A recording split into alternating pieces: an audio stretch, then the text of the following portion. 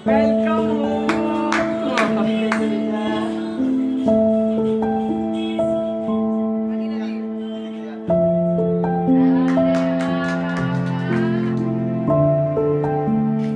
15 days પહેલાં brain stroke આવેલો સાંજે. હી ઇઝ 50 યર્સ ઓલ્ડ અને there is be no history of any blood pressure કે એમને કોઈ જાતની તકલીફ.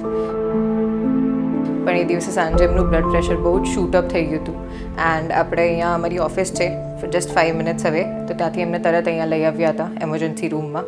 એન્ડ વિધિન 1 hour એ લોકોએ કીધું હતું કે બ્રેન સ્ટ્રોક આવ્યો છે, હેમરેજ છે રાઇટ સાઇડ ઓફ ધ બ્રેનમાં. એન્ડ આપણે એમને આઈસીયુમાં શિફ્ટ કરેલા. એન્ડ ડૉક્ટર ભક્તિ ગજ્જરે બહુ જ અમને ક્લિયરલી કીધું હતું કે આપણે બસ ફોકસ છે નેક્સ્ટ 72 hours કે એમનું બ્લડ પ્રેશર કંટ્રોલમાં આવી જાય. એન્ડ આપણે ડૉક્ટર પારજાનીને જે સર્જન છે અહીંયા એમને પણ કન્સલ્ટ કર્યું હતું. તો એ સાઈડ હમણાં જરૂરત નથી કોઈ પણ જાતના આપણે સર્જરીની. So he was very calm and patient when he was explaining કે શું પ્રોબ્લેમ છે ને શું આપણે જરૂરત છે કંઈ પણ કરવાની. એ વખતે એમને પેરાલિસિસ લેફ્ટ સાઈડ પર આવેલું, lower half of the face, હાથમાં અને પગમાં. તો આઈસીયુમાં 5 days રાખેલા સન્ડે સુધી, વેન્સડે થ્રુ સન્ડે. એન્ડ એમાં એમની મેજર ફોકસ એમના બ્લડ પ્રેશર પર કરેલો, એમના સ્પીચ પર કરેલો. અને ભક્તિબેન એવરીડે અમને કન્સિસ્ટન્ટલી અપડેટ્સ આપી રહ્યા હતા કે એમનું બ્લડ પ્રેશર કંટ્રોલમાં રહે છે.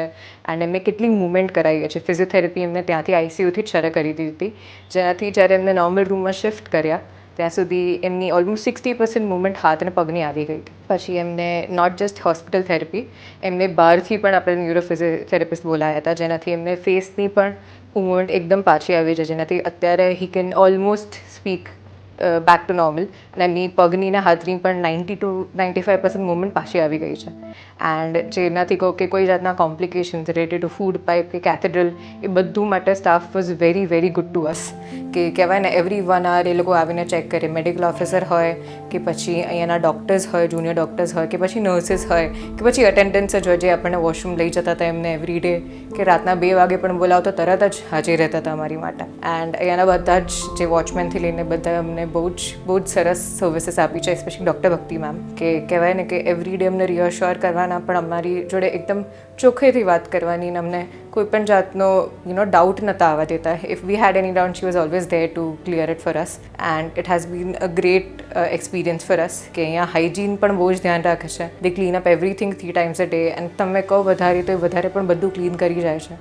એન્ડ અધર દેન દેટ મારા ડેડ માટે તો સર્વિસ બહુ જ ગ્રેટ જ હતી, બટ એઝ એમની જોડે જે પણ હતું એમને પણ કોઈ પણ રીતનો પ્રોબ્લેમ નહોતો આવવા દીધો.